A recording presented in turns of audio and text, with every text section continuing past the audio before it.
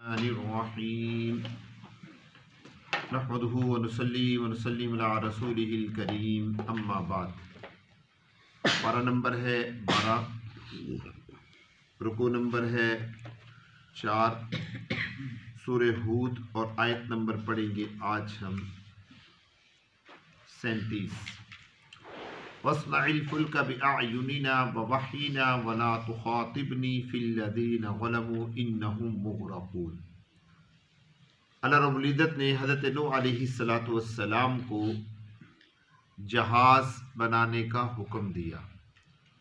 اب میں جہاز کا لفظ اس لیے بول رہا ہوں کہ روایات سے جو ہم نے پڑھا ہے پتہ چلتا ہے کہ وہ کشتی نہیں تھی بلکہ وہ جہاز تھا۔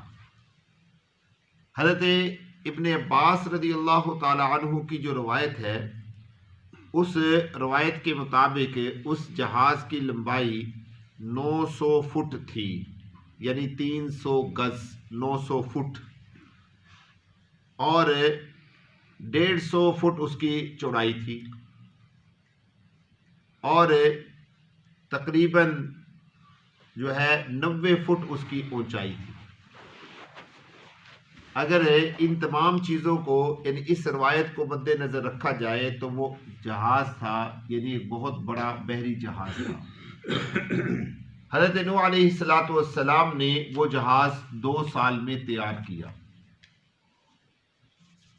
حضرت نوح علیہ السلام جب اس جہاز کو تیار کرنے کے لیے گئے تو روایات میں آتا ہے کہ حضرت نوح علیہ السلام لکڑی کاٹتے تھے، جبکہ لکڑی ایک زاویے کے ساتھ کاٹی جاتی ہے، ایک ترتیب اور ایک حساب کے ساتھ کاٹی جاتی ہے، لیکن نوح علیہ السلام لکڑی کاٹتے تھے، وہ جتنی بھی لکڑی کاٹ کر لاتے تھے اس جہاز کو لگاتے تھے، وہ پوری آ جایا کرتی۔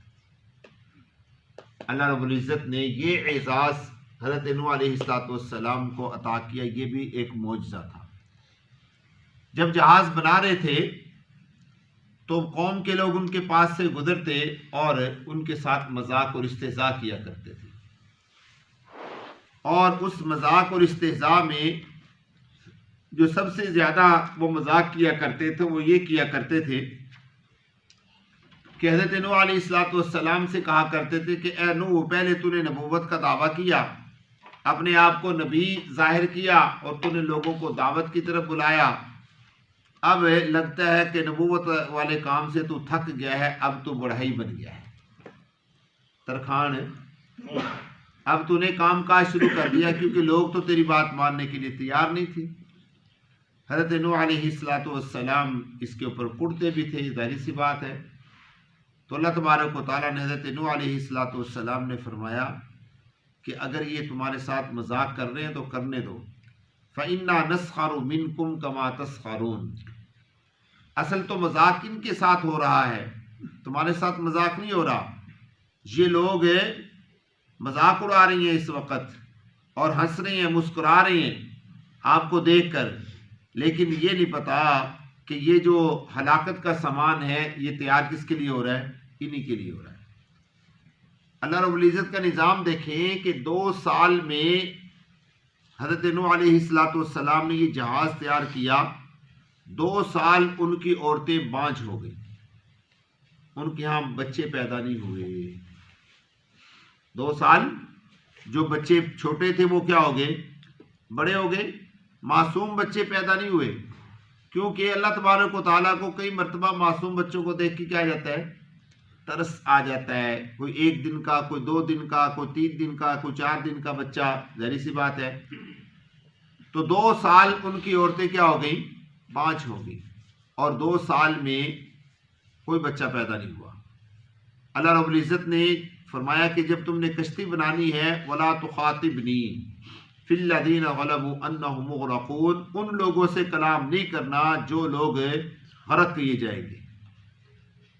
ان میں حضرت نوح علیہ السلام کی بیوی بھی ایک شامل ہے، ان میں ان کا بیٹا کنعان بھی شامل ہے، ان میں قوم کے لوگ بھی شامل ہیں، یعنی ان لوگوں سے آپ نے کیا مذاق بات بالکل نہیں کرنی، ان کو آپ نے مخاطب نہیں کرنا۔ پاس میں حضرت نوح علیہ السلام نے اس طریقے سے کشتی کو تیار کیا۔ جب حضرت نوح علیہ السلام کی کشتی تیار ہو گئی اللہ تبارک و تعالیٰ نے پھر عذاب کا سلسلہ شروع کیا۔ پہلے ذرا ان آیات کا ترجمہ دیکھ لیجئے، اگر کوئی بات رہتی ہے تو میں دوبارہ عرض کرتا ہوں۔ اللہ رب العزت نے حضرت نوح علیہ السلام سے فرمایا وَاصْنَعِ الْفُلْكَ، اور تیار کیجئے کشتی، بِأَعْيُنِنَا، ہماری نگرانی میں۔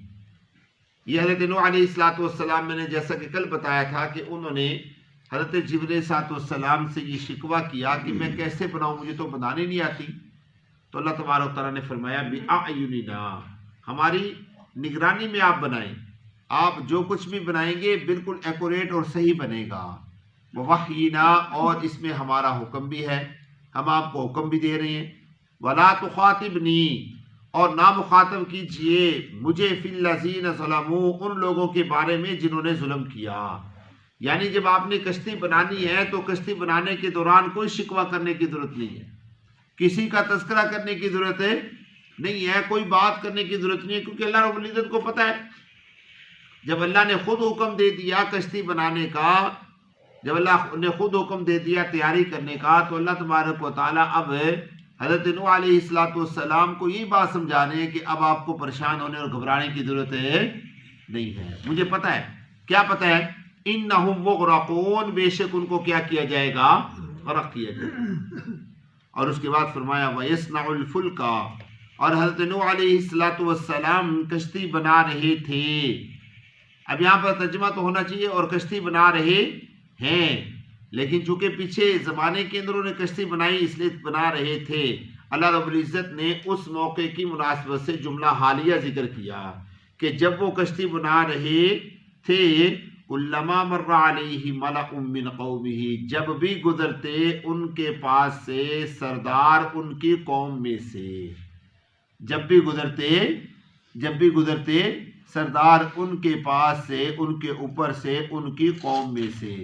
اچھا میں دوستو یہاں پر ایک روایت قذبہ کی وضاحت کرتا چلوں تاکہ آپ حضرات کے بھی علم میں ہو۔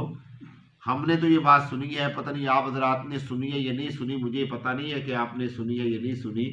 بہرحال میں نے یہ سنی ہے اور کئی بار سنی ہے کہ حضرت نوح علیہ السلام جب جہاز بنا رہے تھے تو وہ لوگ آتے تھے اور کوڑا کرکٹ جہاز کے اندر پھینک جایا کرتے تھے۔ سنی ہے آپ حضرات نے؟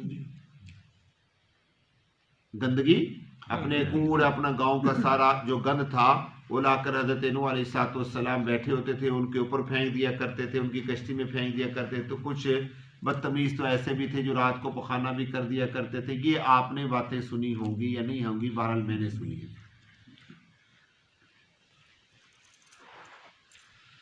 مجھے یہ بات نہیں سمجھ آتی کہ ہمارے بزرگ تھے، اللہ ان کو جزائے خیر عطا فرمائے، بزرگ ہوتے ہیں، ان کی عزت، ان کی تکریم اپنی جگہ پہ مقدم ہوتی ہے، لیکن یہ سلسلے بہت سارے ایسے ہیں جو من گھڑت روایات کی طرف سے آتے ہیں۔ میں نہیں سمجھتا کہ نبی کی شان اتنی گھٹ جائے کہ قوم کے لوگ اس کے اوپر کوڑا پھینکیں۔ اب آپ کے ذہنوں میں سوال آ رہا ہوگا کہ مکے کی خاتون بھی تو وہ کوڑا پھینکتی تھی آپ نے شام پر۔ تو مزے کی بات یہ ہے کہ وہ روایت بھی جھوٹی ہے، وہ بھی من گھڑت ہے، بات نہیں سمجھے۔ اور وہ گٹھڑی والی روایت بھی جھوٹی ہے، وہ بی گٹھڑی اٹھا کے جا رہی تھی، اللہ کے نبی صلی اللہ علیہ وسلم آئے اور آ کر ان کا وزن اٹھا لیا، تو وہ بھی جھوٹی ہے۔ یہ بہت ساری من گھڑت روایات ہیں، اس کے اوپر بہت سارے حضرات اعتراض کرتے ہیں کہ جی یہ کیا۔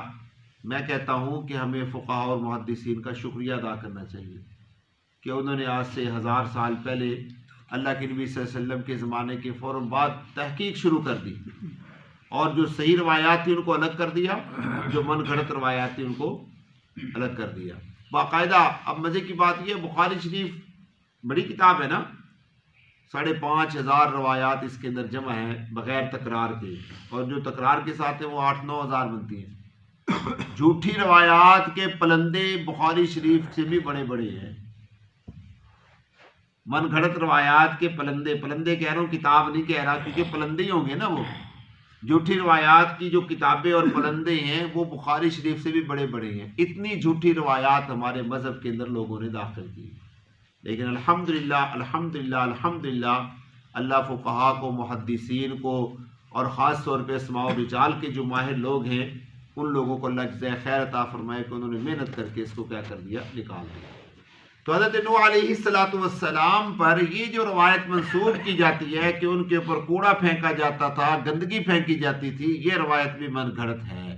ہاں مذاق ضرور کیا کرتے تھے، کلما مر علیہم ملأ من قومی سخروا من، کہ جب بھی گزرتے ان پر قوم کے سردار، قوم کے مالدار، سخروا من تو ان کا مذاق کیا کرتے تھے، اور مذاق یہ کیا کرتے تھے کہ اے نوح اب تو کیا بن گیا ہے، بڑھائی بن گیا، اب تو ترخان بن گیا ہے، پہلے تو نے نبوت کا اعلان کیا، جب وہ اس میں کام نہیں چلا تو اب تو نے کیا کرنا شروع کر دیا، یہ والا کام شروع کر دیا۔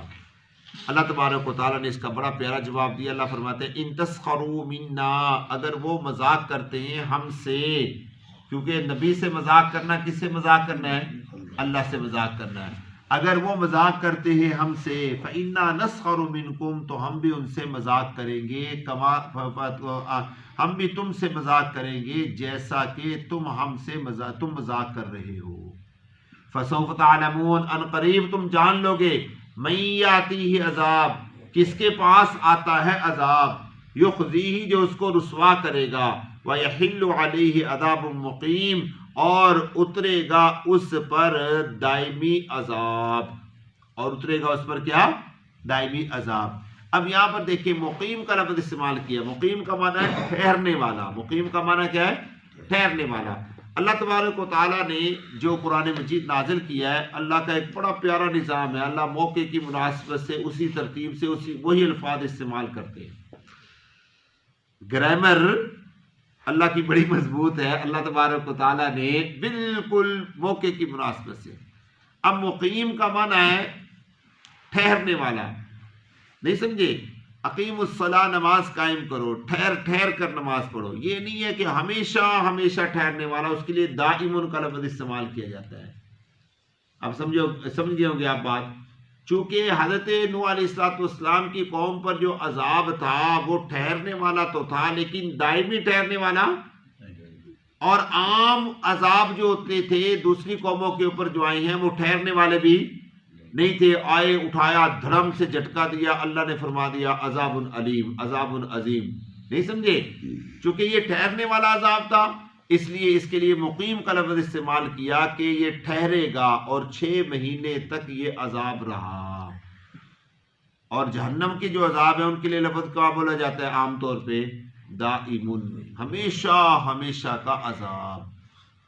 اب عذاب کا سلسلہ میرے دوستو شروع ہو رہا ہے، اللہ تبارک و تعالی ہم سب کو فہم نصیب فرمائے۔ کل سے انشاءاللہ اس کا تذکرہ کریں گے کہ عذاب آیا کیسے، کہاں سے عذاب کا آغاز ہوا۔